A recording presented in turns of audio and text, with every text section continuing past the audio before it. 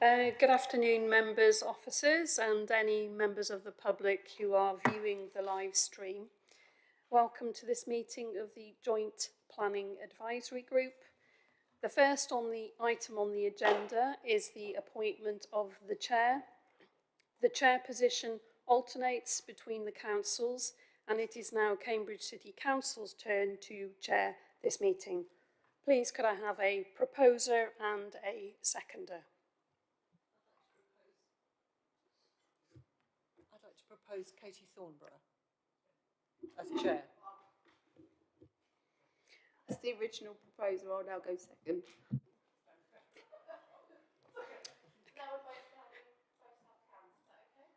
So all those in favour? And I'll now hand over to Councillor Katie Thornborough.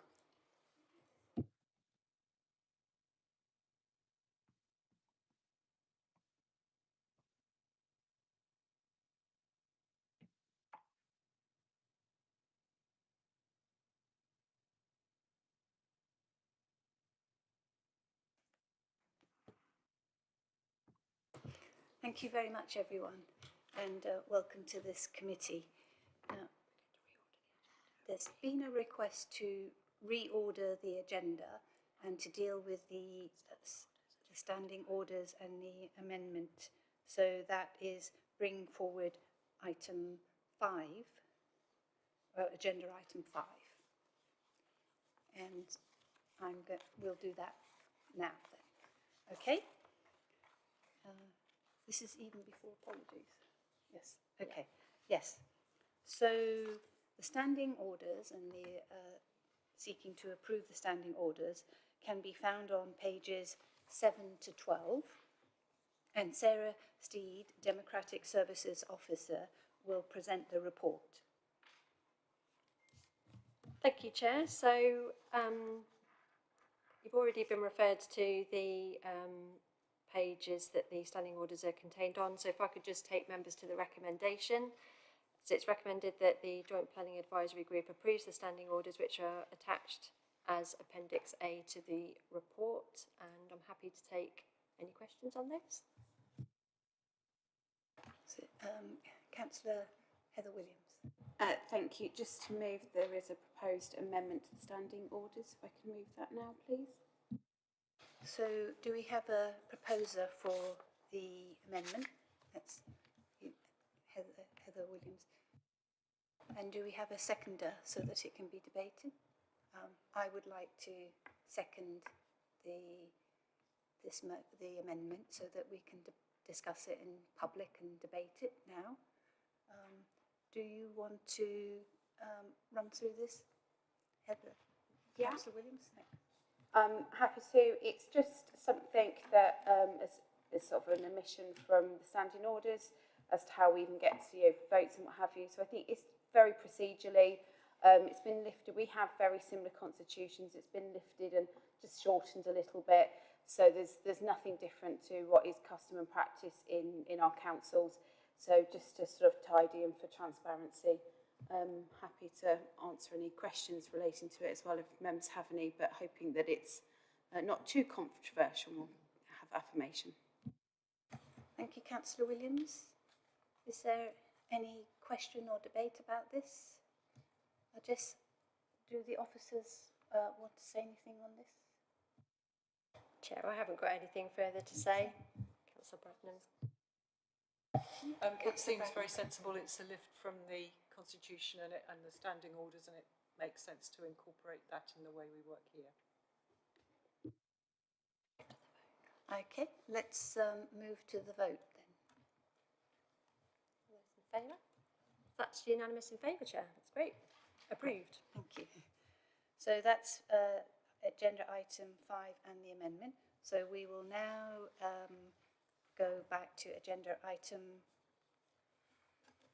Election of the Vice Chair. Election of the Vice Chair. So we'll now turn to the Vice Chair role, and it is South Cam's turn to hold the Vice Chair position. Do we have a proposer and seconder? Councillor Simon Smith. I propose Jimmy Hawkins, Councillor Jimmy Hawkins, to be Vice Chair. And I'll second Councillor Hawkins as Vice Chair. Well, Councillor Toomey Hawkins is, I think we can take the vote on that, and then we'll need to find an interim Vice Chair for today. So let's vote on the proposer and seconded for Toomey Hawkins. That's unanimous, Chair? In favour? Can Toomey Hawkins is not able to join this meeting, so can we have an interim Vice Chair for this meeting? Can we? Councillor Bradnam? I'm happy to stand as temporary Vice Chair for this meeting. That's helpful. Okay, I'm Councillor happy to Bennett? propose, yeah. Great. Thank you very much. I think we Are you happy that I do it from here? Or shall I come and be Yes. next to you? No, I'm happy that you can do it from there. Thank you very much. Thank you for. Is everybody happy? Can we just have a show of hands to confirm that? So Thank- that's unanimous, Chair. Thank Thank you. you.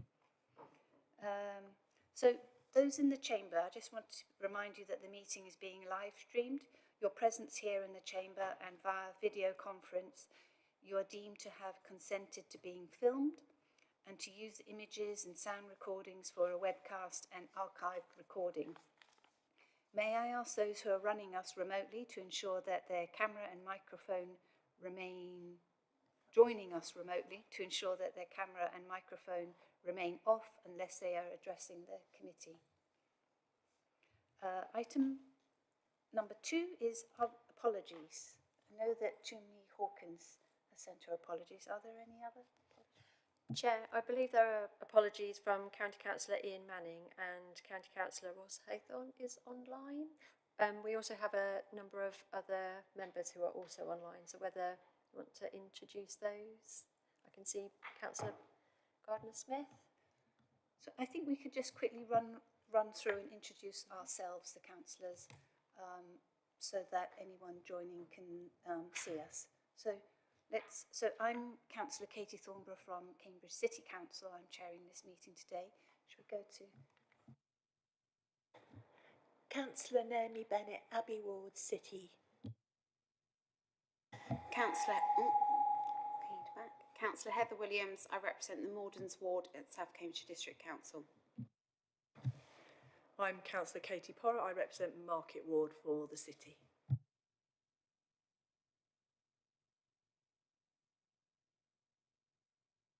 Can we have followed Simon next?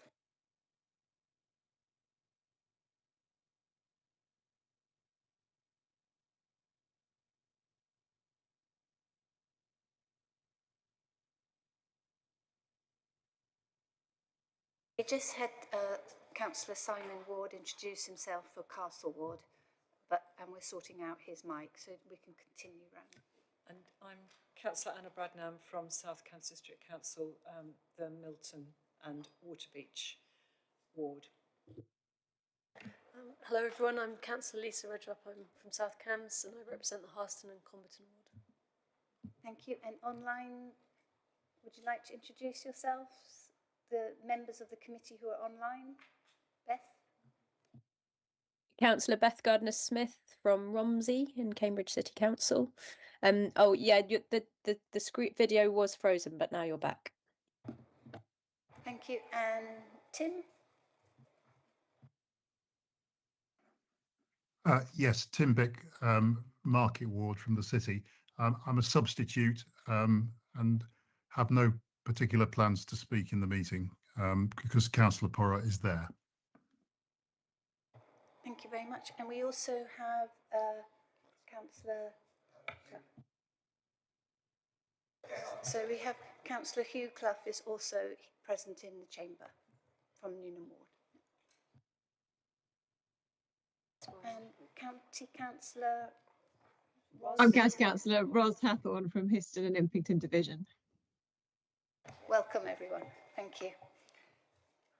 The office, we've got a whole range of some of our fantastic officer teams, so I think we'll ask them to introduce themselves at the beginning of each item. Are there any, could councillors declare if they have any declarations of interest at this point? No declarations at this point. Yeah. So we would now go to item 4, minutes of the previous meeting. So the minutes of the previous joint local planning advisory group was held on the 13th of March 2023 and are attached to this agenda, pages 3 to 6 in the agenda pack. Are members happy to note those minutes? Councillor Williams. Just that I'll abstain on the minutes. I wasn't present, so but I do appreciate that creates a little bit of a problem because I think we are a pretty fresh committee, but for transparency, it's best to do. Yeah, thank you. So Bennett, I think this applies to a few committee members.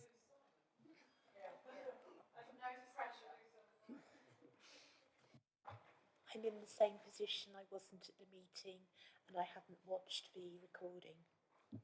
Okay, well, We just will note that the minutes are attached. yes. So we'll note the minutes are attached, and and we'll move on now. Okay. So now we're going to we've done item 5, so we can go on to item 6. So it's a Greater this is the Greater Cambridge Local Plan Draft Stage Regulation 18 for consultation here. The report can be found on pages 13 to 26 of the agenda.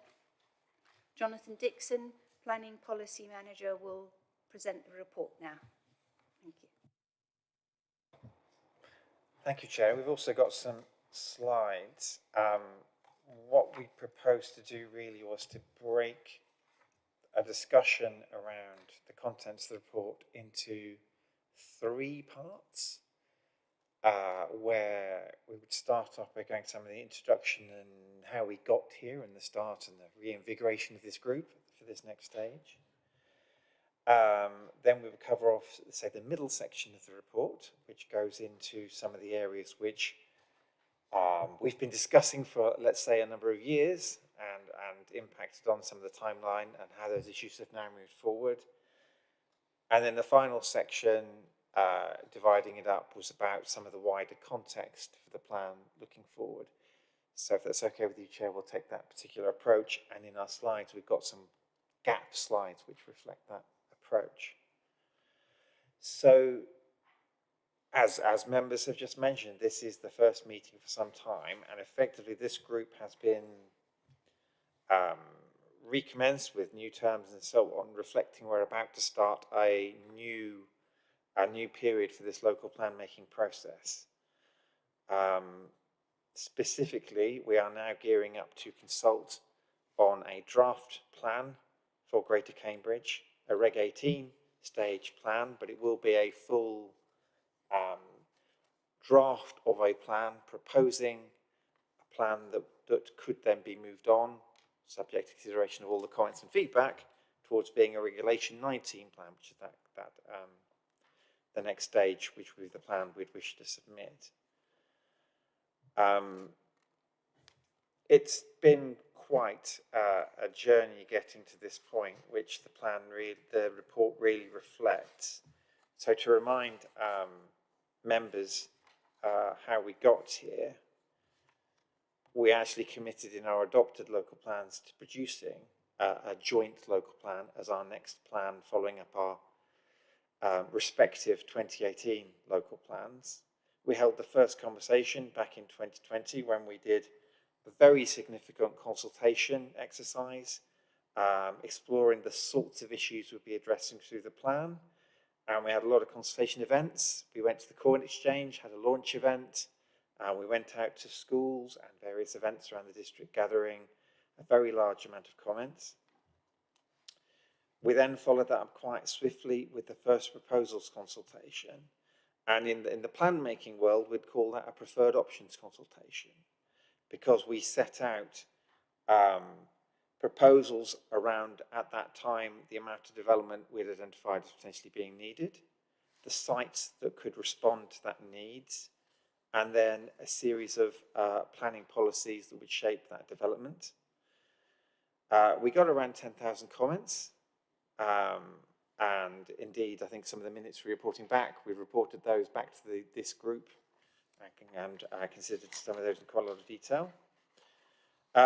We actually updated the strategy again in 2023, updating our evidence regarding homes and jobs needs.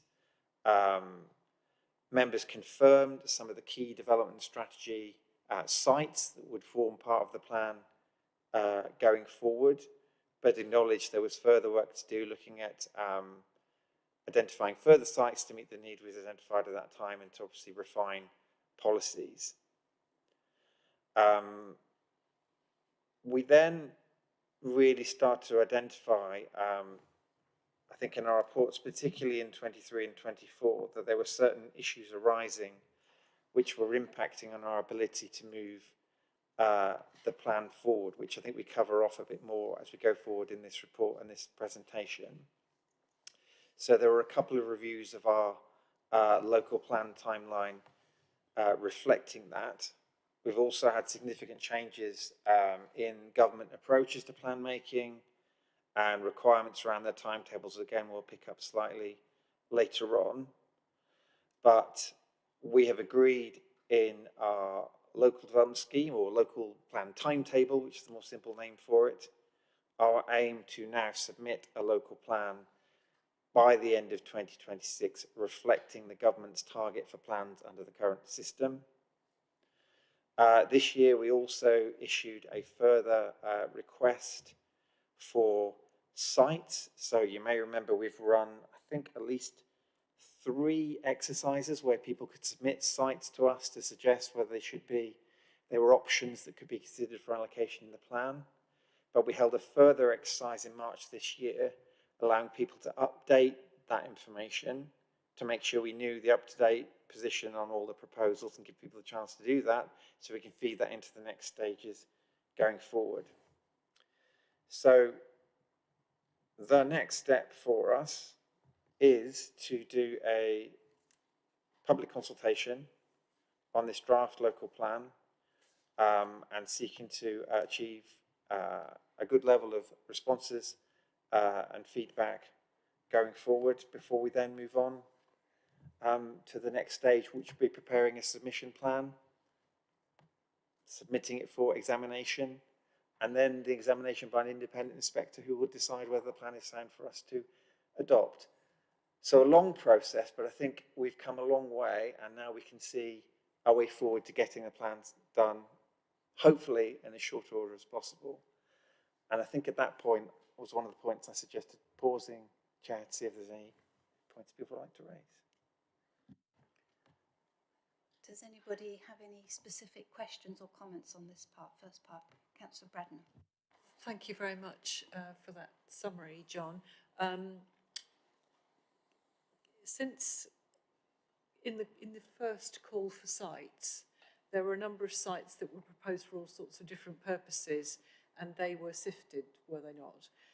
You've said that there was a more recent sort of like review of the call for sites. Was that an opportunity for people to submit more, or was it, are you still happy with putting in this submission? You know, in other words, was it a review of the ones that had been put in before? Just, are there any other questions before we get back to Naomi Bennett? I've just got a very basic question, which is, I know you've been doing a lot of work on the local plan, but I haven't seen any drafts since 2023, and if there is an updated draft, it would be useful to know when it's coming out so I can ensure that my group is allocating proper time to consider it. Jonathan? Is that Terry D'Souza? Yes, thank you, Chair. Terry D'Souza, Planning Policy and Strategy Team Leader. In terms of the call for sites exercise, primarily we were asking landowners, agents, developers to provide us with updates to the sites that were already in the system. We knew through some of the communications that we'd had with some of them that they were proposing to change some of the proposed uses or the quantums of developments, primarily based on some of the previous assessments that we had done previously. So we wanted to make sure we had an up-to-date position on all of those sites. However, as you can imagine, that didn't stop other landowners and developers also submitting new sites to us through that process. So we had a kind of twofold process we had to do. We had to reassess the sites that had come in again to make sure that we were assessing them based on the new information that had been provided, but we also had to then look at the new sites that came in, which, although doesn't help from a work programming point of view, it's actually incredibly helpful to make sure that we have a really good, solid, robust position on what's available for development at the moment in the area. So even if it doesn't necessarily mean that sites are then going to be allocated for development, we're in a strong position to deal with them now rather than them coming in during the draft plan consultation. Okay, is that okay if I Yes, and then we'll follow deal up with the second question.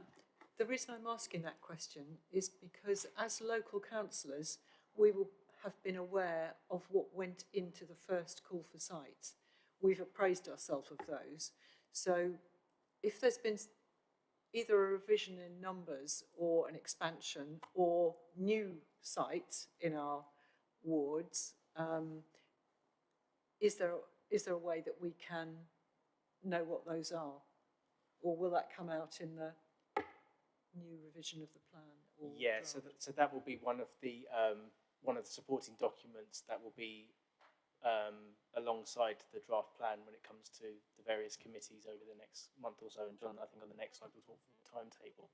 So in some ways before, some of these sites were published in advance of those committees, like a number of months in advance, but because we only did this exercise in March, and there's been a lot of assessment work that's been going on in the background, there hasn't been the kind of window of opportunity to publish all of those sites before we get to this stage of the committee cycles. So it will be all in the public domain alongside all of the other old sites, but yeah, that hasn't been published at this point in time.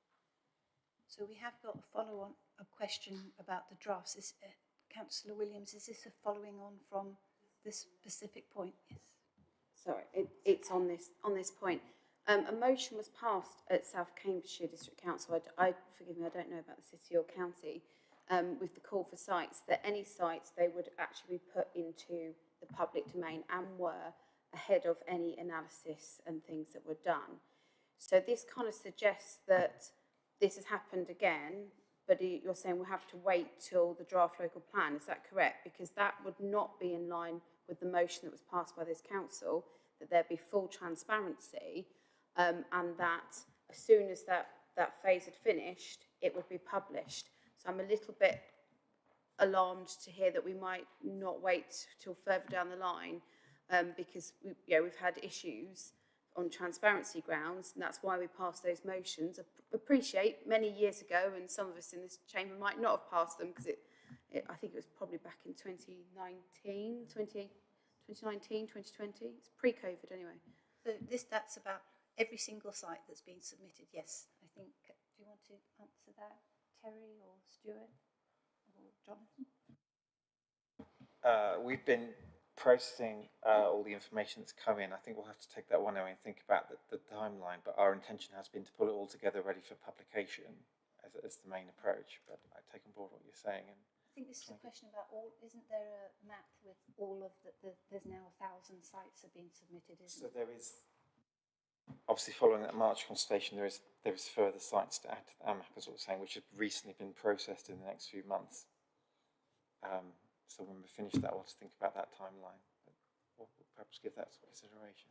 So there is a map on the shared planning website and the intention has always been that every single site submitted would be on that map, and it's just a matter of, so that has been done over the last, has been done continuously, but because of the number that have come in recently, that they all need to be on the site, so it's in full public. It's completely transparent, so that will be, they're still doing that. So to be clear, we're not going to have to wait till we see the draft local plan with all the documents all in one go. It will be published earlier, as passed in the motion at full council. have to look into the practicalities, but yes, we'll certainly take that one away in terms of the sheer data processing, I mean. The question from Councillor Bennett, I think, is very similar to these ones as well. Thank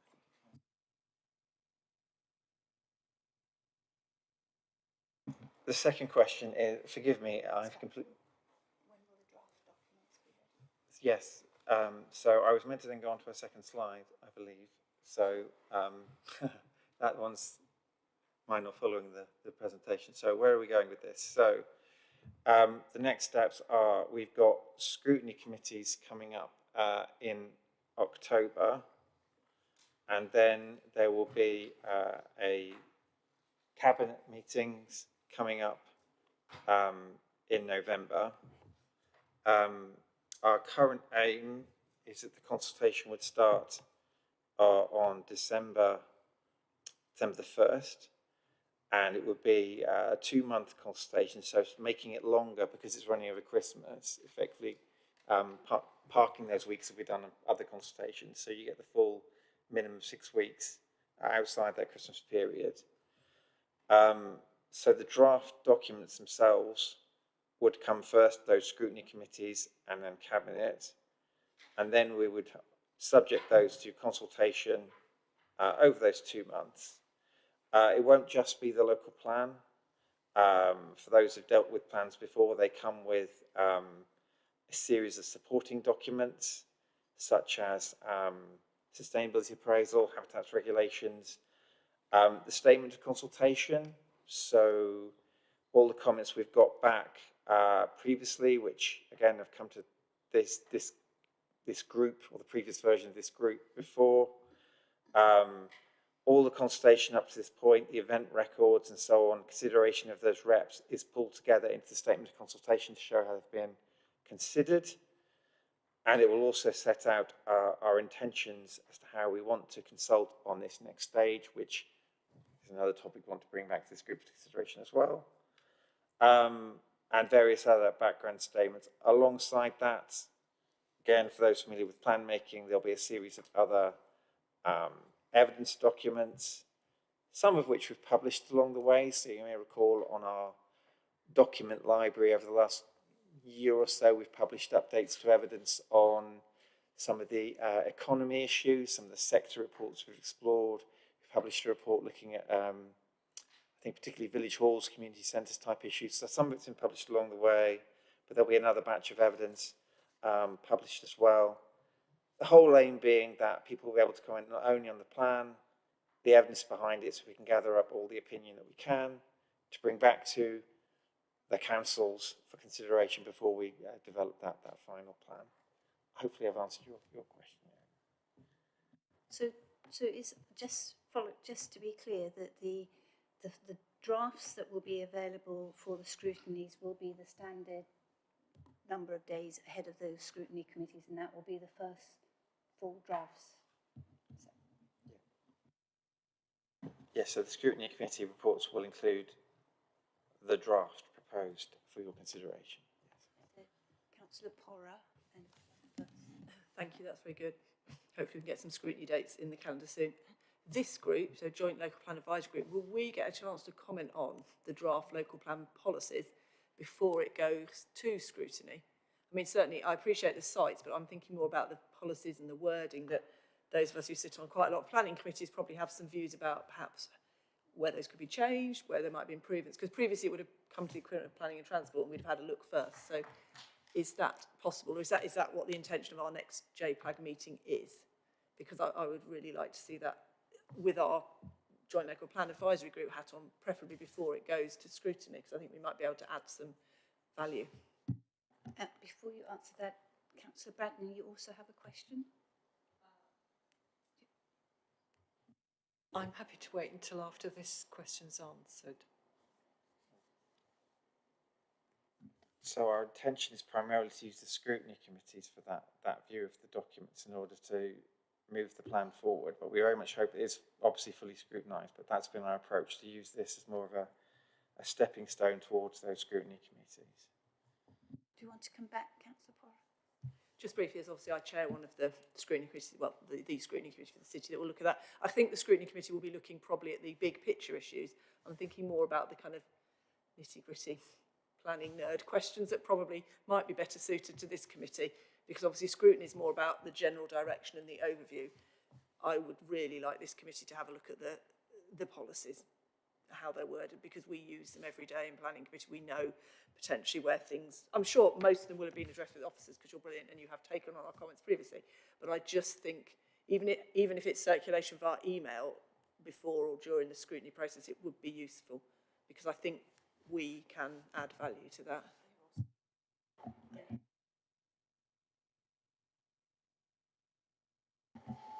It's on this issue, Chair. What I just said also, if you're a planning committee member, you are trained in planning. It's not just about the process or the committees, it's about actually having the training, which not all scrutiny members will have. Also, if we are a joint local plan advisory group, it seems odd to me that we wouldn't be advising on the local plan. I think the clue is in the name. So yes, that was definitely my interpretation of how things would happen, and then go through the scrutiny and go through those phases. I've always been a fan of actually planning committee getting to see stuff like this, because again, they're the ones that are dealing with it month in, month out. You know, all members will have their casework, but I definitely think it should be coming here first. That is what the purpose of this committee should be. Thank you, Councillor Williams. Did you want to come in now, Councillor? Yes, I tend to agree with those views. You know, what is the purpose of us if not to check that what's going forward makes sense and we're happy with it? The actual thing I wanted to raise was that I was at the joint parishes meeting last night in this chamber, which was for parishes, and the comment, John kindly gave a summarised version of this, and the observation was that the consultation period is over. I know it's been extended, but it is over Christmas time and January, when people are distracted with other things. I know it's been extended to take account of that, but for that reason, I think what Councillor Heather Williams and Councillor Katie Porrer are suggesting is a good idea, because it means that we can have a look at it from a planning point of view, as you know, people who have to administer. So the officers who administer the working of it, but there are the tools that we use in planning committee, and so we need to be sure that they are usable tools, if you understand what I mean. So it does link up with what I was going to say anyway. Yep, I think we should see it first. I think before the last consultation, we did have information about the current policies in both existing local plans and how where the policies were being carried forward, and where they were might be amended, or where we might have new policies. So it's of interest to us all about where the next stage of all of the policies that we're used to. So I'll hand over to the officers now about this. Before you come back, Jonathan, we'll just see Councillor Beth Gardner-Smith. Do you want to come in, Beth? Thank you. Can I just ask about the public consultation period? So assuming the 8 weeks from the 1st to the 30th of January is the only opportunity for public consultation on those documents, am I right in understanding that? And second, what is the usual time, sort of allotted time for public consultation as a newcomer to this? It feels quite a short period. Jonathan, will you want to hand that in? If I start at the end, our normal period for consultations is 6 weeks. So therefore we would extend for a longer period than 6 weeks to make sure we cover 6 weeks outside those Christmas weeks, basically. In terms of the overall timeline of meetings, being completely upfront, one of the challenges we've got is we've got to try and meet this 2026 end of deadline. So none of this is easy. We have got another LPAG scheduled. We've got one, I'm going to say in about 3 weeks. So we will take away whether there are elements of it we can bring, and I think we can. I think there are bits we can bring, but we are trying to move the plan forward as effectively as possible, make sure we get all the right scrutiny, get the consultation run so we can still meet this, but it's a very challenging timeline. So I think we'll have to all work together to try and make sure it is properly scrutinised, find the right meetings to move it forward. But I hope you understand why we are, trying to move forward to a very tight deadline to make sure we can meet our requirements set by government. Heather Williams and then Naomi Bennett. We all sympathise with, and honestly, when it comes to giving our opinion on the report later, you'll hear my sympathy loud and clear about the requirements of national government. But like I say, we are here. We are, I believe, all of us trained in planning, which not all scrutiny members are. As I said before, I appreciate the timetable's tight. I think, but that actually, the pressure is on us as members to make sure that we are available and make sure we are there to do the job. But if it's coming to scrutiny, even if it came to us, a few days beforehand, so that then scrutiny can take in our comments, but I wouldn't want it piecemeal. We have to, if we are a joint local plan advisory group, we must be advising on the local plan. I was just going to suggest, considering the sentiment from all of us, that what we could do is maybe put in a provisional date for a joint meeting to go through. I'd be prepared to clear an entire day for it. But I think it's unrealistic for members who have not been sitting on planning regulatory to make a constructive response within 3 hours. I appreciate the timetable is tight, but surely the earlier you get our responses from us, the better the chance of making that timetable. Or we do it. Or as we've done in sometimes with scrutiny with sort of environment things, we've done a joint between the committees. That's also, so you would have one meeting, but at least you would have, we could do something joint. Because I'm assuming if you've got a joint cabinet, you're going to have joint scrutiny. Or you're doing separate scrutiny. Oh, that'll be fun. Again, I think that's sort of why we were joint and cross-council, was to try and avoid some of those potential So my understanding is that we are working towards a single cabinet meeting when the final decision will be made on the consultation documents, and that currently there's separate scrutiny committees, but we absolutely want the scrutiny committees to run as smoothly and be as effective as possible. And without a doubt, if these members are familiar with the documents in advance and have had some input, then that scrutiny in the final cabinet meetings, I think, will be more effective. So I think that you've made it very clear, and the officers have said that take that away, and we'll come back on that. Thank you. Is there the next stage?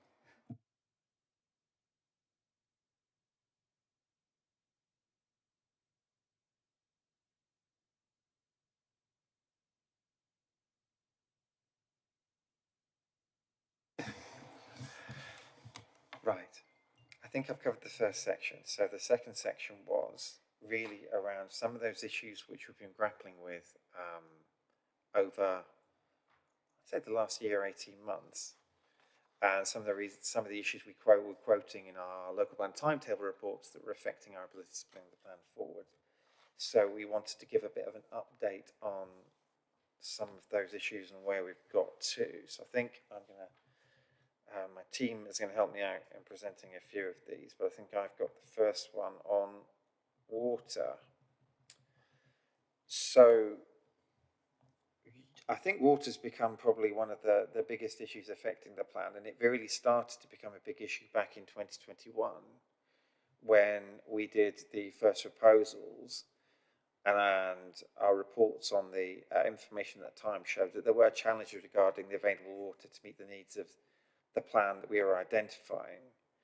And we made very clear that way we needed further evidence to demonstrate there was a sustainable water supply available. In the interim, but there was also a period where we had some objections to some planning applications from the adopted plans, which also caused concern and delays to that process. Those issues were raised with government, and one of the results of that was that the Cambridge Water Scarcity Group was founded. That brought together effectively every agency you can think of, the water companies, DEFRA, MHCLG, Water Resources East, the Environment Agency, effectively tasked with looking at resolutions to these issues in not only the short term, but then looking ahead to the medium and longer term as well. That group does continue to meet. They are developing a series of actions, and there's been various statements published about what they're seeking to secure, looking at the short term, looking at things like retrofitting water efficiency, programs looking at how the environment can be supported to refill the aquifer more effectively. But I guess some of the biggest things that moved on since those early years of the plan in 2021 are that the Cambridge Water Resources Management Plan was finally adopted after several iterations in March this year. The Regional Water Plan was also adopted, and those plans respond to those medium-term issues with an additional connection to our area, to the Graffham Reservoir, linking us up with wider water resources from 2032. And then the Fens Reservoir being planned from around, I think, about 2035. So there is now a much clearer picture of water availability being addressed in the area, which means we think we have got the evidence now to be able to move the plan forward. We will be bringing a report summarising, bringing together the information to demonstrate how these changes will allow us to bring the local plan forward alongside all these measures, and thinking about how our proposals link in or reflect in terms of timing of some of these measures. So the world has changed to extent on water, and we can hopefully have more confidence that there's a sustainable supply available, and we'll be bringing you more information on that in due course. And on the transport side. Good evening, I'm Stuart Morris. I'm also a team leader in the planning policy team. So I'll take you through content about transport. So I guess just going back to what we need to do, clearly there's a very strong connection between the local plan and the transport strategy. And to ensure that our strategy is deliverable and sustainable, we need to ensure that the development in the plan can happen without significant adverse transport impacts. Clearly the plan, the local plan and the transport plan have an opportunity to address the challenges of climate change and also the local environmental impacts of development and transport. And clearly we want to ensure that the local plan development strategy is supported by sustainable travel options. So I guess in a nutshell, we need to address those kind of site-wide and area-wide issues associated with the local plan, and particularly that includes the congestion challenge within Cambridge as a headline point. It's the combined authority that have responsibility for transport policy, and centre of that is a transport strategy for Greater Cambridge, which is proposed as a child document to the adopted Cambridgeshire and Peterborough Local Transport and Connectivity Plan. They have been working closely with us and county colleagues and GCP colleagues on developing the transport strategy for Greater Cambridge. And just today, you might be aware that the Combined Authority Board agreed a statement of intent, noting that that transport strategy is still to be developed in full. But that statement commits the Combined Authority to working with partners to developing the local transport board, developing the Greater Cambridge Transport Strategy, both to address the site impacts within the local plan and the wider strategic issues, and to produce that strategy in time for submission of the local plan. Just to touch on the wider point of East West Wales, which I'm sure you'll be aware of, clearly that's going to have significant implications for our area, and there's key connections with the local plan, I guess particularly around Cambourne, where a new station is proposed. impacts around Cambridge Station and potentially opportunities there, and clearly impacts along the route. Just, I guess, a correction to the programme, so I think it's subject to review. In the report you have, it suggests that the next statutory consultation will be within 2025. That's incorrect, it's going to be in 2026, but checking, I think, again, the exact timing of that still is under review according to East West Rail Company. I think I'll pass on to Lauren. Thank you, I hope you can hear me. Hi, Lauren Wilkinson, Team Leader in Planning Policy as well. So national government have proposed a number of planning reforms over the last few years, and this has significantly impacted on our timetable. These changes were first published in 2023 and have since evolved, and it was understood that these changes initially were going to happen in autumn 2024, which would mean that we'd be using the new system to draft the local plan. That's not the case. Now we're looking to have those changes come in much later. We don't have the full details yet of what those changes would look like. But that is a reason why we're looking for a submission date by December 2026. This has been confirmed by the changes to the MPPF and also the Levelling Up and Regeneration Act. So we're now working to that timetable for December 2026 to make sure that we can still continue under the current system and adopt the plan as quickly and efficiently as we can.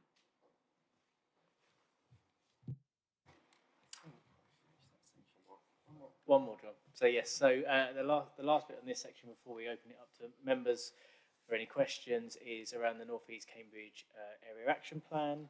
So members may recall that the strategy update that we did in 2023 that came to both councils, it noted that North East Cambridge was one of the kind of pillars moving forward for the joint local plan, and that North East Cambridge was one of the most sustainable locations in Greater Cambridge for new development. Now, a number of members around here tonight will know that the work that was done in terms of bringing forward the area action plan for the area, so that was a mixed-use, employment-led development for homes, jobs, cultural and community spaces, and other associated infrastructure. And both councils had agreed to the proposed submission version of the area action plan, but that version was never consulted on because it was kind of paused to allow the development consent order process to go through its approvals process. So the DCO was approved, and it was subject to the Housing Infrastructure Fund to support the relocation of the wastewater treatment works. Members will know that very recently that HIF funding was withdrawn by the government, and so obviously we need to respond to that in terms of the emerging local plan. Now the site is still a highly sustainable location for future development. That doesn't change in terms of its location and the infrastructure that supports the site at the moment, but we do need to explore the alternative options for the site moving forward. Now, because of the timing of that HIF funding announcement being withdrawn, being only about a month or so ago, and the timetable that we're on with our local plan at the moment, yeah, we still need to do further work to understand what that may mean for the North East Cambridge site and area in general. In the meantime, it does raise questions around capacity around wastewater capacity in and around the Cambridge area. And we are working very closely with colleagues in development management as well at the moment, understanding what might be the short-term implications around a potential lack of wastewater capacity within the treatment works at the moment, and what that may mean for planning applications, but also thinking kind of longer term what those potential implications may also mean for the emerging local plan in terms of housing delivery and what that means for our housing trajectory moving forward. So the announcement with the HIF presents some very immediate implications in terms of development management. It also means some medium to longer term implications in terms of the local plan and the housing trajectory. But as I said, further work does need to be done to actually understand what may happen with the site moving forward and what we may need to say in the Regulation 19 consultation that we'll consult upon next year. Thank you. Okay, thank you, Lauren, Terry, Stuart, Jonathan and Jonathan. So we have got hands up. We've got Anna Bradnam first, then Naomi Bennett and then Heather Williams. So we'll collect your questions and comments and then come back. Yeah. Okay, so as I recall, some housing applications on the, let's call it the periphery of the site, the area between the Cambridge Business Park and the railway station, have already been given permission. And I wanted to know whether those will still be considered for going ahead. Separately, more of a comment, I've, obviously because I'm local to this, I've contacted Anglian Water and asked them whether they actually have sufficient capacity on site. I know they won't answer me, but you know, they might as well get a question from everybody. Have they got sufficient capacity on site to deal with the forthcoming foul water volume? And the third thing is, as part of this development, there was a pipeline and an upgrade to the current Waterbeach sewage pumping plant, which was due to bring the sewage currently, because that isn't in capacity, it's not within capacity, it's outside capacity, from Waterbeach Village and also Waterbeach Newtown down through a pipeline through Horningsea to the proposed new site. And I asked, will that pipeline still be built in the same place? And will the foul water then be pumped underneath the river in the opposite direction back to the existing treatment works? So 3 questions for you. And now we'll have Naomi Bennett. Hi, I'd like to start out with a very simple point. Page 17, para 27, there's a typo. It's not a statutory undertaker, it's a statutory. I think I mentioned that to Sarah in advance. And the other issue is para 22. It's not a normal use of language to refer to a site that's actually still in occupation as a brownfield site. So I just wondered if we could insert potential, word potential before brownfield site, just in the interest of accuracy. I also wanted to mention that I didn't look at the full recording of the PINS process, but my understanding is the inspector gave their verdict of refusal on the basis that there was sufficient capacity to provide wastewater facilities on the current site. And I just wondered what evidence that they had looked at and whether it was available to us to consider. Can I just clarify that last point? Was that you're talking about the inspectors looking at the application and all of the evidence, and actually at that point it was refused, wasn't it? Recommended refusal on that one, and then the Secretary of State overturned that. Okay, thank you. And we'll just have Heather Williams.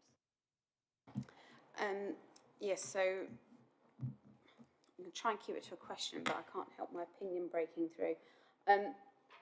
I personally never thought Honey Hill was the right site. There was, in my mind, another site that was more appropriate for it to be relocated.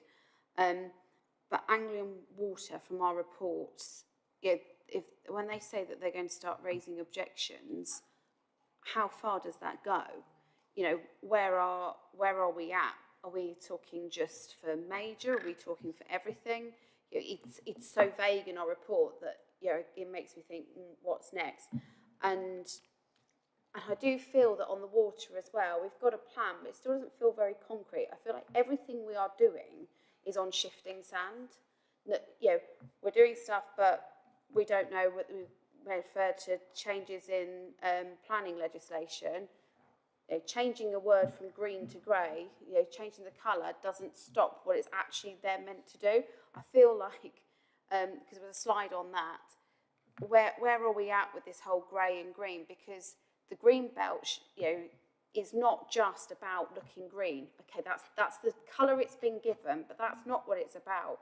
It's meant to be to protect the city and the villages from that sort of urban sprawl and losing their identity. So with the fact that we've got these planning changes coming in, and everything else you've said, so basically Anglian Water, what on earth's going to happen there? Because the report actually looks quite scary. Water, are we really certain? Because we might have a nice glossy brochure with a strategy in it. Are we actually certain that that's going to happen? Because what we don't want is to start giving permissions, start building, and then find out, oh, sorry, actually, yeah, we're behind on that, and now we've got more problems. And this grey belt, I have to say, nonsense.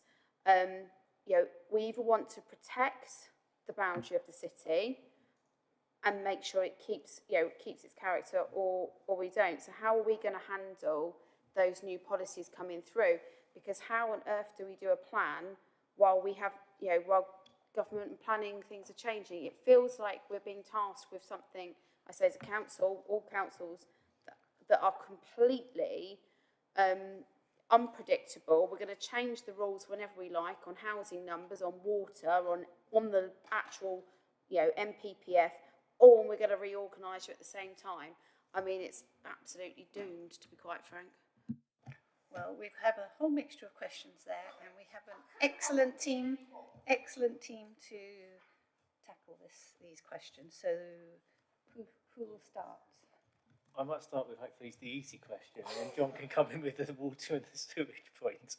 So yeah, in respect to Councillor Bradnam's question, so what we would commonly refer to as the Brookgate proposal, which is the one next to the Cambridge North train station.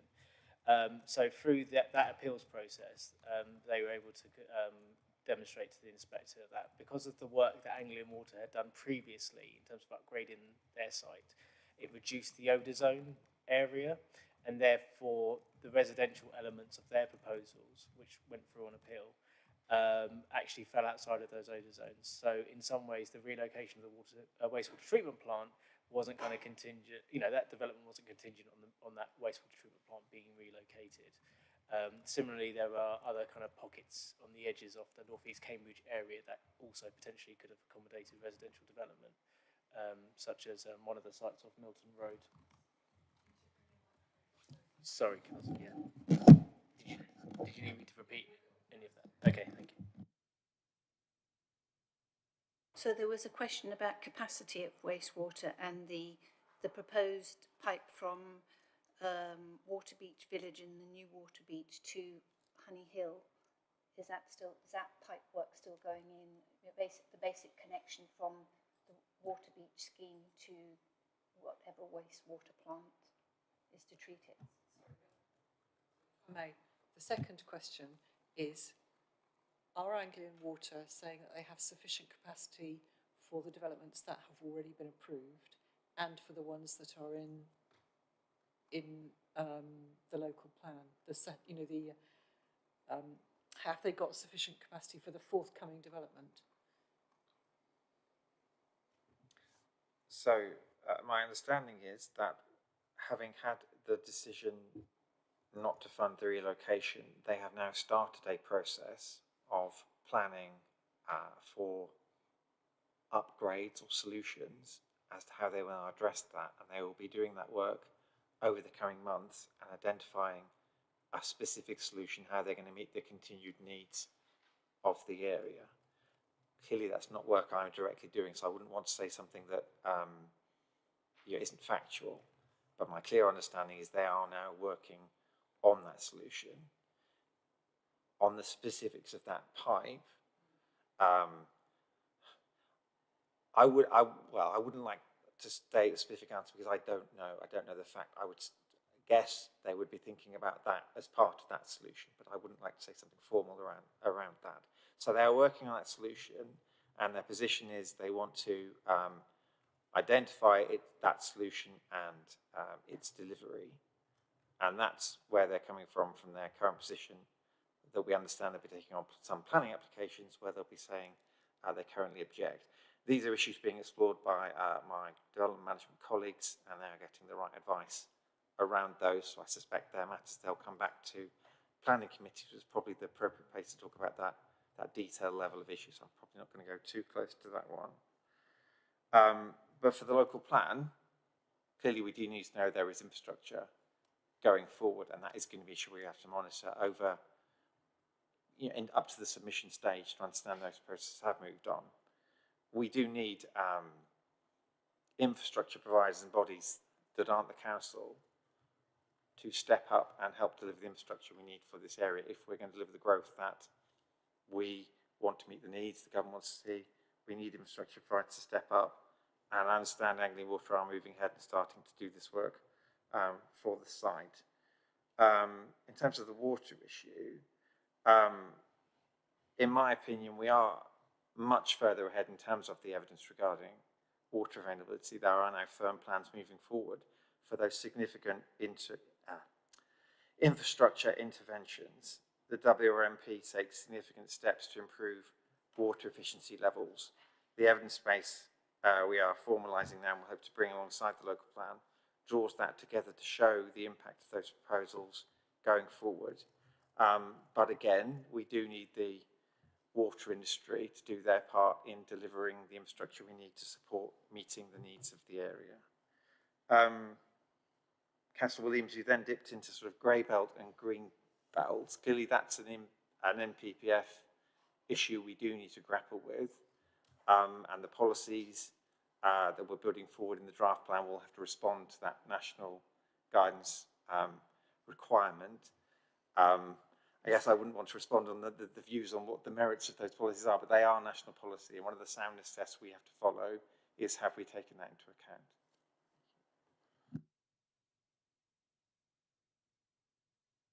Okay, I think we still have questions about the, from Naomi Bennett, about the spelling of statutory and adding potential brownfield.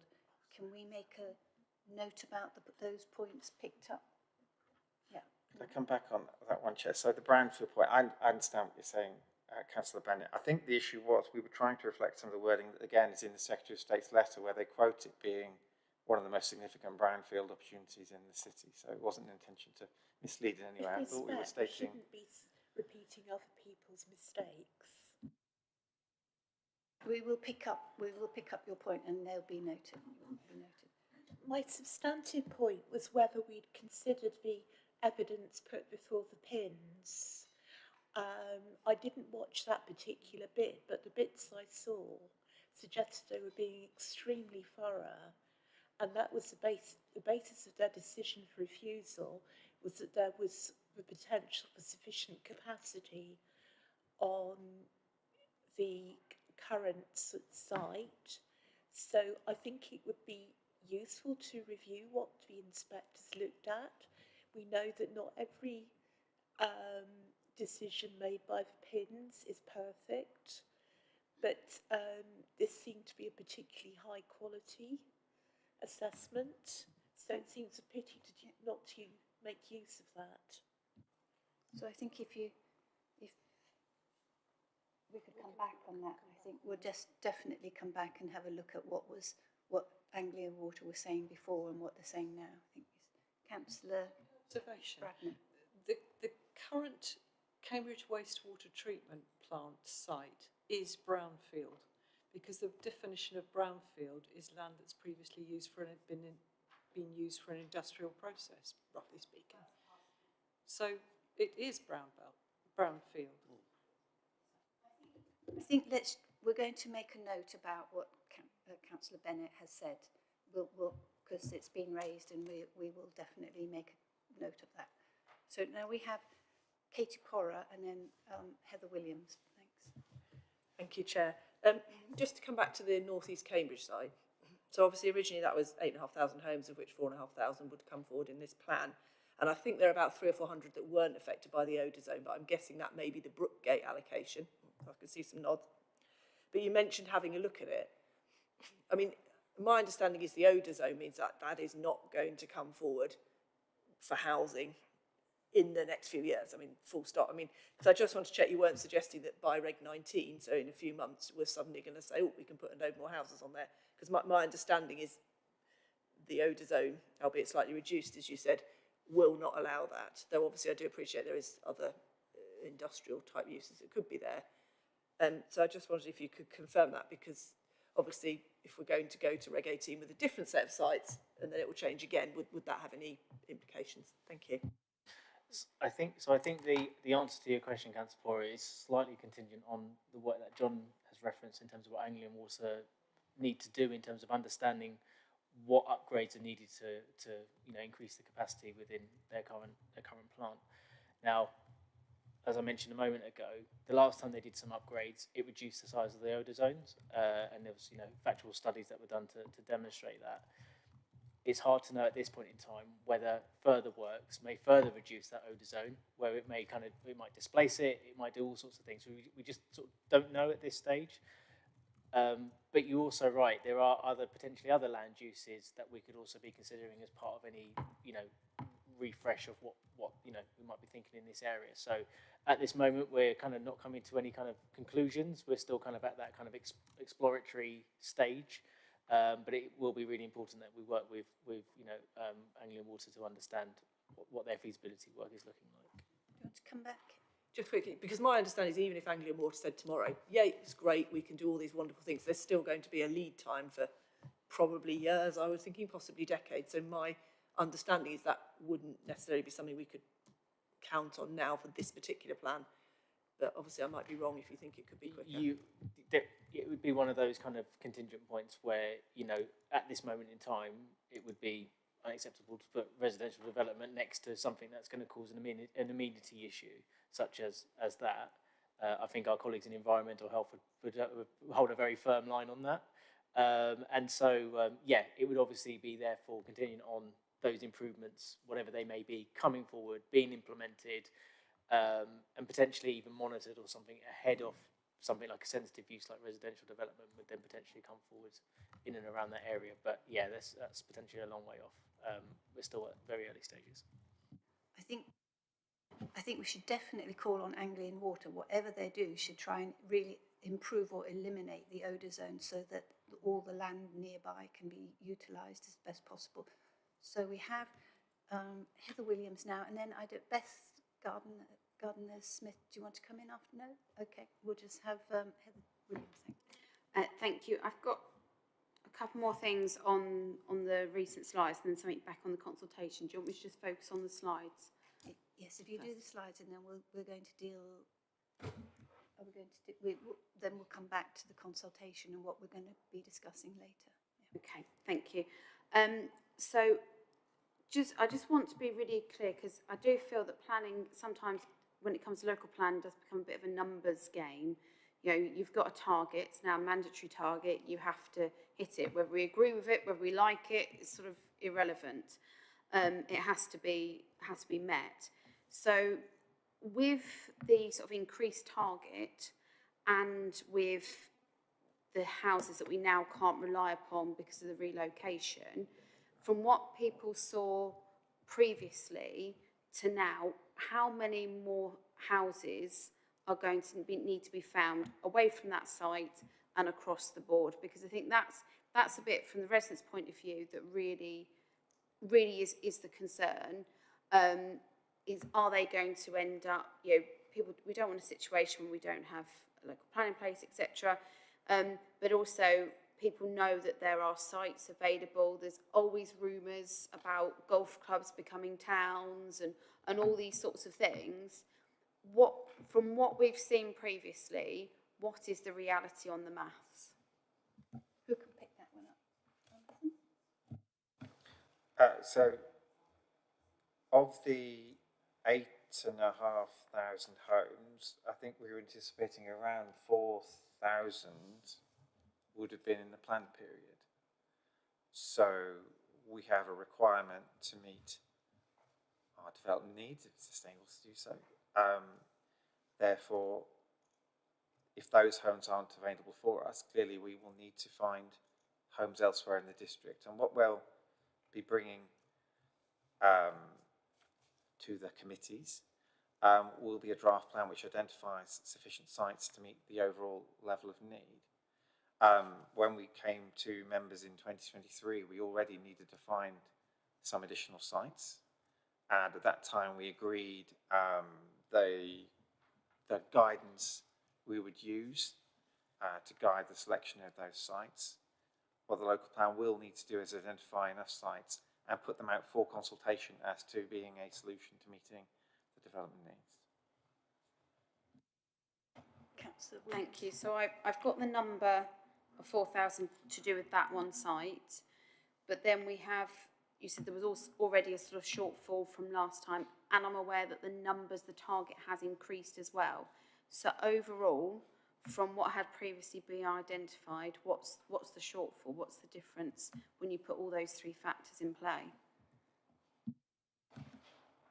I think, rather than getting too much into the numbers, because I don't have that in front of me, I think that might be issues to bring back to you at the subsequent meetings when we can get into updating members on what the targets now we're suggesting are in terms of homes and jobs and proposals to meet it, and have that discussion then, because I don't have the numbers and details to bring you. I think it'd be better to have that discussion then.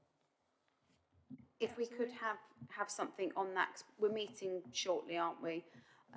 So if we could, I think that's really important, because for us as well, and for residents, we need to know sort of what the scale of the displacement is going to be as a result of that, you know, decision to withdraw funding by the government.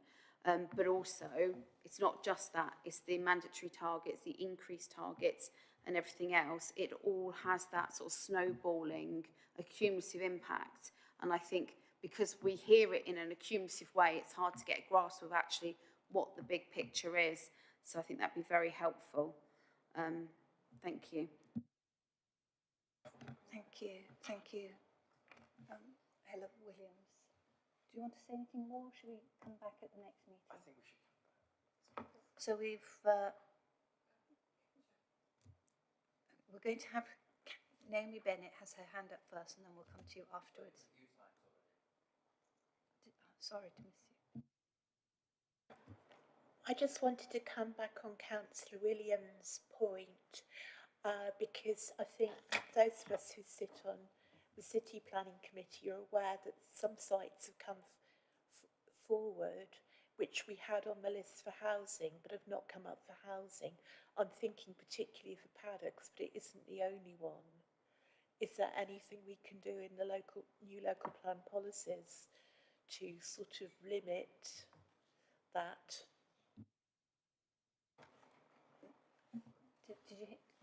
Does anybody want to? So we've had a couple of sites in Cambridge where there has had some housing on those designated sites, and the housing hasn't come forward, and something else, but they've been, the housing hasn't come forward, and it's been life science or industrial use has come forward. Is that something we can, we have a housing crisis, we want to solve it, yeah. So our aim in pulling together the local plan will be to identify enough sites and a buffer such that the plan could deliver against the target. In terms of the policies, clearly we can look at how they're allocated, and we can look at the wording to see, you know, these really are important sites for housing. I guess in some circumstances, planning committee will consider whether there are material considerations to depart from that. But certainly we can look at the wording to make sure we're delivering the right sites in the right places and putting a strong plan together to seek to meet that need. Thank you. Simon Smith. Thank you. I think Jonathan summed it up when he said that we need to look to the infrastructure providers to step up to meet the needs of the area.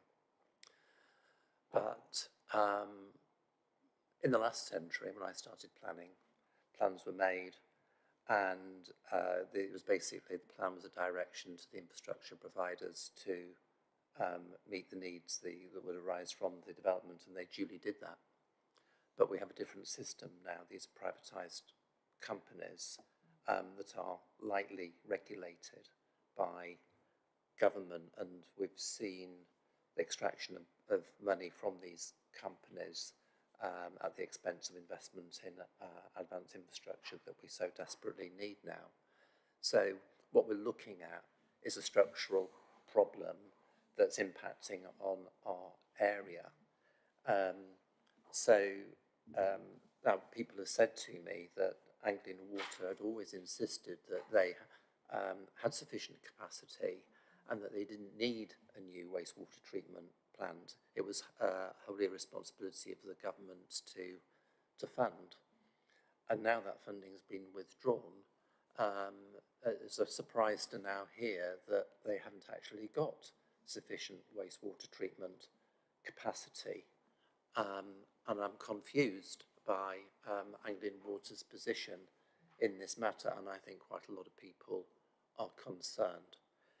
So when it comes to looking at the capacity on the in-situ development, on the existing site, I think it would be worth both councils considering a strong message to Anglian Water, which is that their studies and their plans that we're assuming will come out next summer will include the answers to Councillor Bradman's question about the Waterbeach pipeline, because clearly that's needed to propel the Waterbeach Newtown development, and also to ensure, as you pointed out, Chair, that the investment that they make substantially reduces the odour zone, because Cambridge City Council has a 20-acre site, which is brownfield, and it's got sufficient capacity to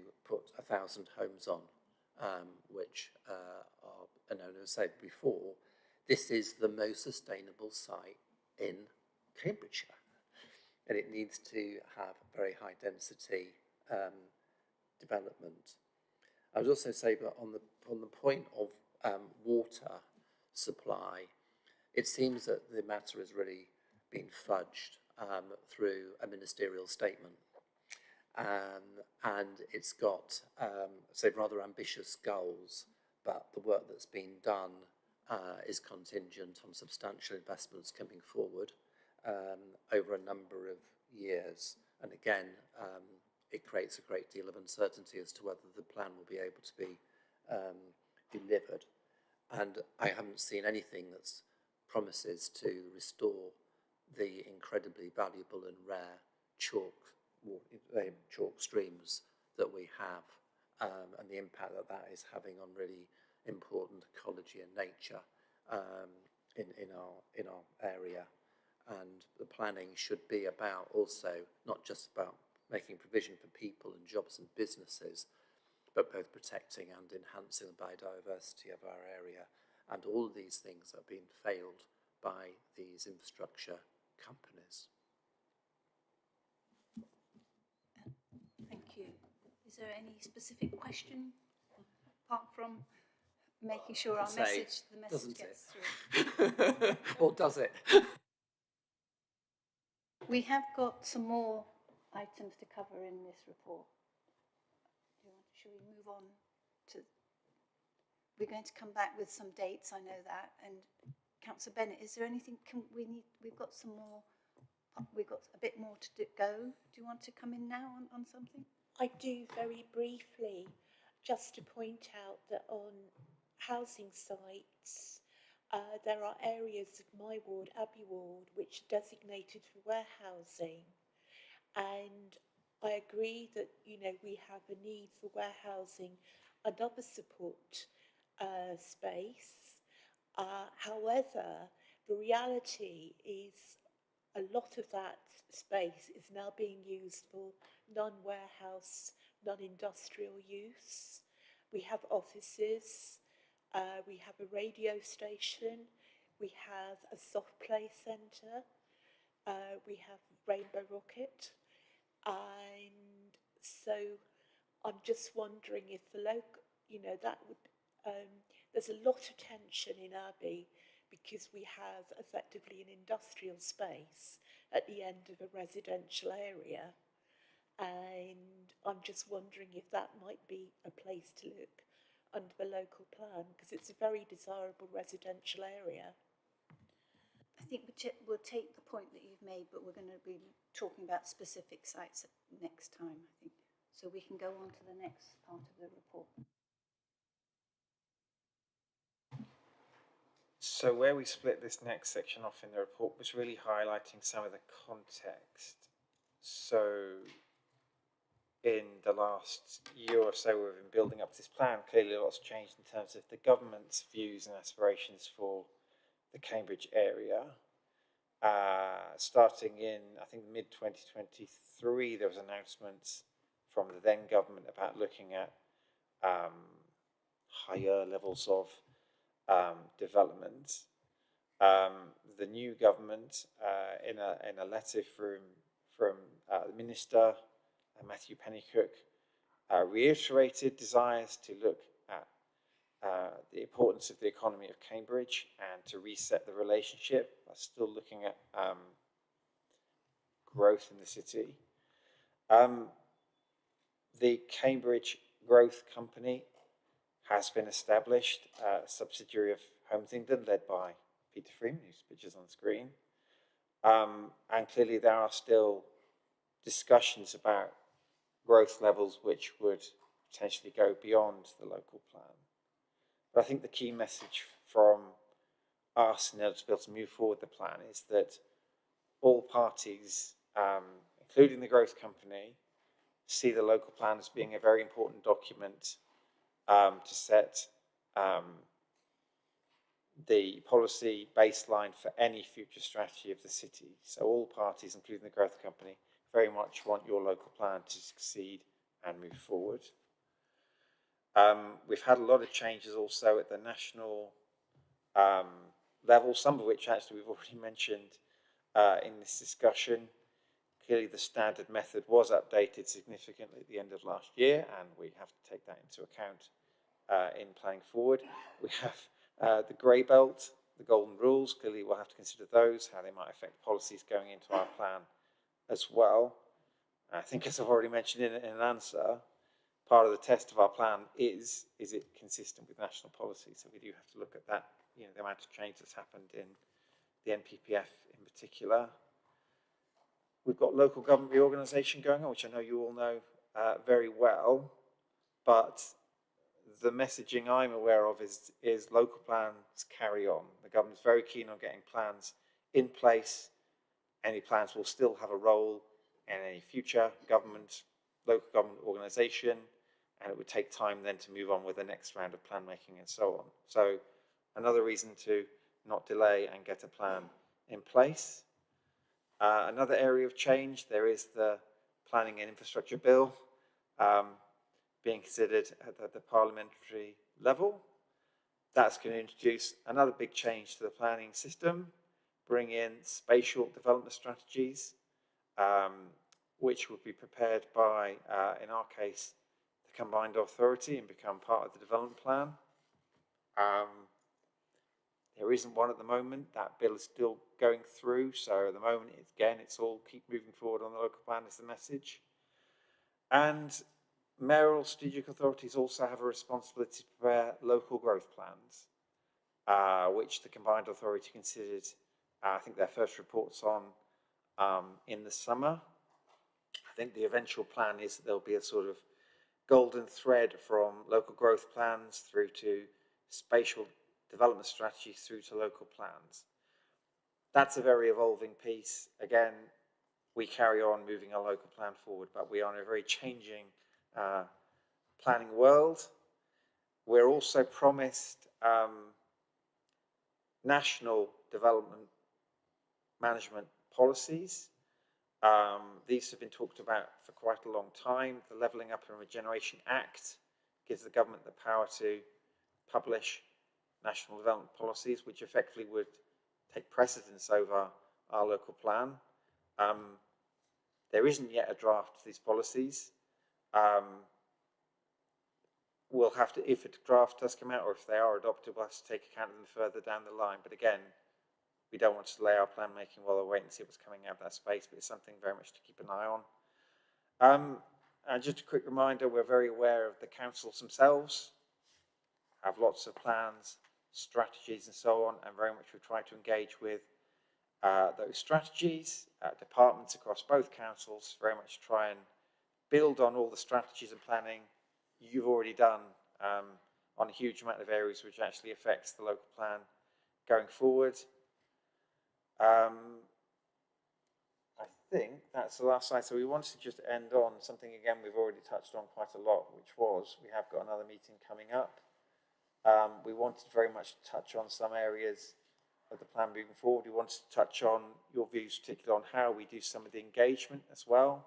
So we're currently developing our communications plan, which we'll think about, do we go to people like use the urban room, for example? Do we go and visit students in the university? Do we get out there to community groups and so on? As well as having the drop-in events where we've done previously, how do we use videos, how do we use webinars and so on? So we'd very much like, as well as all the things we talked about, to get some of your views on some of the engagement and also how members can help us, because members have got a key role in getting out there and helping your communities tell us what they think as well. Thank you, Chair. I think that's it. So I think the main take is that with all the flux that we've got, which is what you were raising before, Councillor Williams, is that everyone is saying we have to still focus on a submission December 2026, regardless of the changes that might be coming. Councillor Williams. Thank you. Yes, because I tried to restrain myself to this point to raise it, but I couldn't, because this is what I say, I do feel for everybody involved, officers, councillors and residents, because everybody is in a state of flux while this goes on. And it's basically like, we want you to carry on with your plan, but we're going to change the rules when we like, we'll pull your funding when we like, we'll bring the ground from underneath you, so you don't even know what authority you are. And yeah, it just feels like an absolute mess. But I don't put that at the fault of officers or the council. I think there are so many variables in play and it's really difficult. And I think when we go forward with our communications and everything, we have to appreciate how difficult it is for, we've got the consultation. I am concerned about, I know 8 weeks sounds quite generous because we normally do 6, but there's a lot of documentation at a very busy time of year when there's lots of consultations going on so much. People are so consultation fatigued. I think even councillors, we are. Williams, we're going to spend, next week is about the consultation and we can talk about the length and those specific concerns in a lot of time and detail.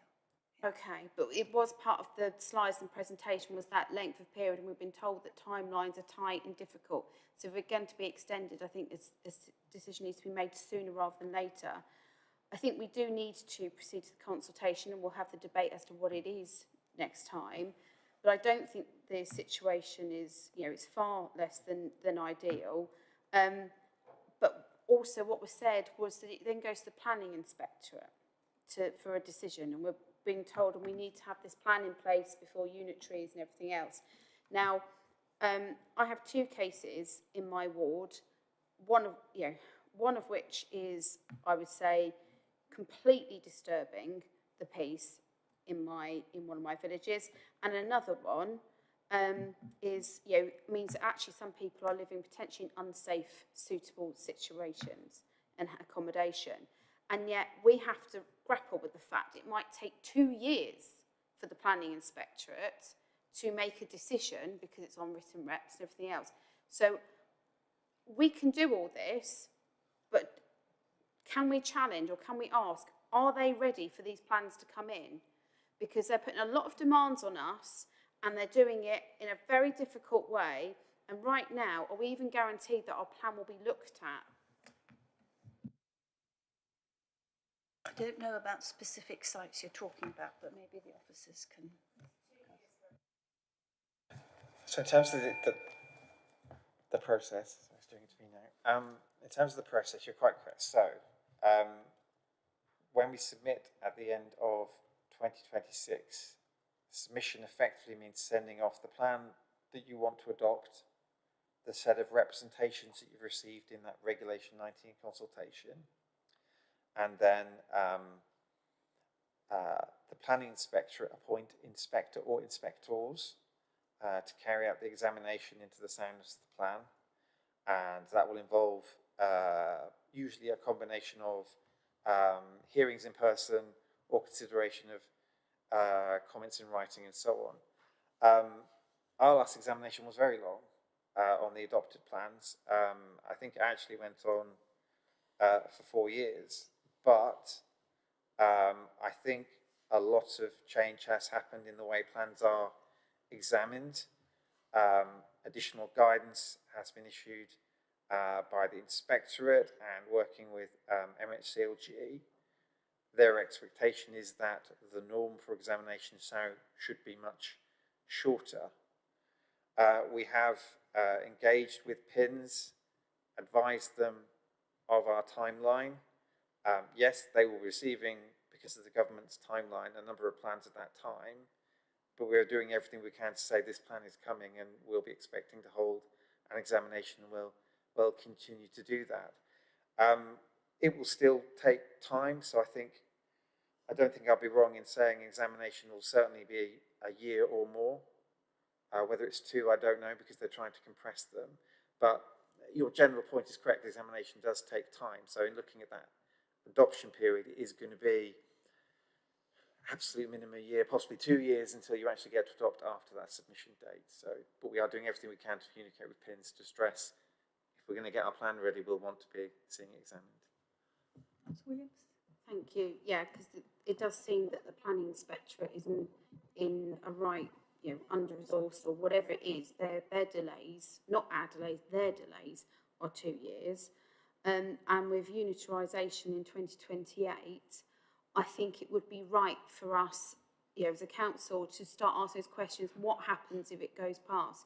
Because we don't want to do all this work, or not funny, the taxpayer does not want to fund all this work for it then to be, go to waste because of the sort of natural turnover that there will be, whether we like it or not. It won't be the same people. And actually, when we think back to those original sort of call for sites and those consultations are so long ago, even I'm sat here now thinking, I've been elected nearly 8 years, and it was quite early doors, when we had those things come through. It's really hard for for everybody to appreciate actually how relevant is that information now. And I know we've had COVID in between, but I think we do need to do our sort of due diligence and check what happens next, what happens if it does go beyond, and have some sort of plan for that, because there is so much out of our control. I think the officers have looked very carefully at other local plans, going through how smooth or whether they've been refused and on what grounds, and this is why our evidence is so absolutely critical, and they've been working really hard on that. So we want very, very clear evidence to support everything we say, and so that it can be as smooth as possible. We have Councillor Porra first, and then... Well, I do understand, I think everyone's got concerned about things being delayed, but I think for us, we just have to push on for December 26, because the option of not doing that, I think, unfortunately, would have even more costs and potentially having to go back to a new evidence base. So, I mean, I do understand everyone's concerns that, things get delayed, but my concern is if we don't push on, and also then we'd be into hopefully by now we could get this all done. It is possible to run with 2 local plans, as we have done with this shared service. But I just think, as in fact the chair said, we have to get the evidence in order. We have to get this through. We're doing another Reg 18 consultation, which I'm taking is a good thing. We're reconsulting now, but I can't see any other option but to push for December 26, because it will be catastrophic and even more expensive for taxpayers if we weren't to do that, in my opinion. Thank you. Councillor Bradnam. I just wanted to congratulate the officers for the work that they've done so far to get us this far, and we are where we are. We can only do the next step that's available to us. I quite take the point that Councillor Williams has made, that it would be good to have some sight for what we might need to do. But in my view, and I'll arguing with you, but we need to concentrate all our energies on getting this submission in by December 2026 and not distract the officers with anything else at the moment, unless, as we get closer, that eventuality looks as if it might happen. But I think for the now, as Councillor Porras says, I think we just need to, and the officers have said, we need to just crack on to December 2026. I think we're all in agreement, and also every site needs to be, the decision about the sites has to be very robust and based on the evidence that we've got and what's happening right now. So we'll be examining that. So I think the last matter on the on this is just agreeing the next date. So it's the 8th of October here, and there's some things to come back about regarding looking at the policy, so that we have time for these members to go through the policies and the information ahead of the scrutiny. So we'll be able to tell you more about that then. And then it's specifically a lot more time to talk about the consultation process. Councillor Williams. Thank you. It was just about documentation. I appreciate that the agendas go into the public domain at certain points and what have you, but I think this next bit, the consultation, getting it right, is really, really important, because I say, it's particularly given the time of year it is as well, we need to make sure that we're doing it in the appropriate way. So a bit of a plea that while the report pack to go into the public domain will, when everything's together, but if things are available beforehand, that gets shared, because obviously it's going to be a very short period for us all to digest. The meeting is, actually sort of clashes. Some of us will have been at planning committee day. The diary is very full at this time of year, so we need as much in advance as possible. So if there's, I appreciate it might be a bit piecemeal, but that would be better, I think, than waiting and banking it all up to the very end, because, We've definitely taken your point and we made it again, but also hopefully we'll have the dates of all of the subsequent scrutiny that I think South Cam's, I think our South Cities I think is set, but South Cam, we're waiting for that to be confirmed. So the officers will be listening and take that on board as soon as possible before the scrutiny, have enough time to deal with this. So for the recommendations for this is just to consider the key issues raised in this report and to note the key consultation dates set out in the JPAG report. Taking your point and Councillor Gardner-Smith point raised about the length of the consultation, 6 weeks is a statutory consultation. This is something like an 8-week period, but we have Christmas in the middle, and that you've got concerns about that, and that will be noted. Okay, can we just agree that this is noted? Agreed. Thank you. And then can we just agree to the 8th of October is the next meeting? Agreed. Thank you. So just like to thank you all for coming and thank the officers and the Democratic Services for their work, and hope you all have a safe trip back and the rest of the evening. It's good. Thank you very much.